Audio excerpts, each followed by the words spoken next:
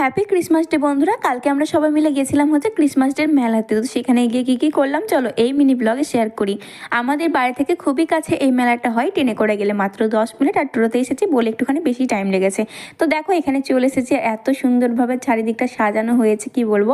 সাধারণত এটা হচ্ছে একটা ইংলিশ মিডিয়াম স্কুল, তো এই স্কুলটাকে আজকের এই দিনটাতে এত সুন্দরভাবে সাজিয়ে তোলে কি বলবো। ছোটোবেলায় আগে অনেক আসতাম, তো অনেক দিন থেকে আসা হয়নি, তো মাদেরকে বললাম চলো দেখে আসি, ভালো লাগবে, যেহেতু আমার মামার মেয়ে এসেছে তো তাদের জন্যই এলাম আর কি ওদেরকে ঘোরাতে।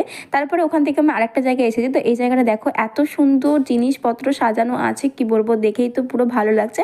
ওখানে দাঁড়িয়ে অনেকগুলো ছবি তুলেছে, আমি জায়গায় জায়গায় এত সুন্দর সুন্দর এরকমভাবে কুড়ে ঘর করেছে আর কি সুন্দরভাবে সাজিয়ে রেখেছে পুরোটা কি বলবো।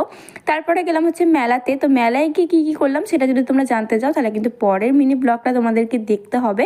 তো চলো ভিডিওটা কেমন লাগলো জানিও, ভালো লাগলো অবশ্যই লাইক কমেন্ট করে দিও, চ্যানেলটা সাবস্ক্রাইব করতে ভুলো না। Bye bye.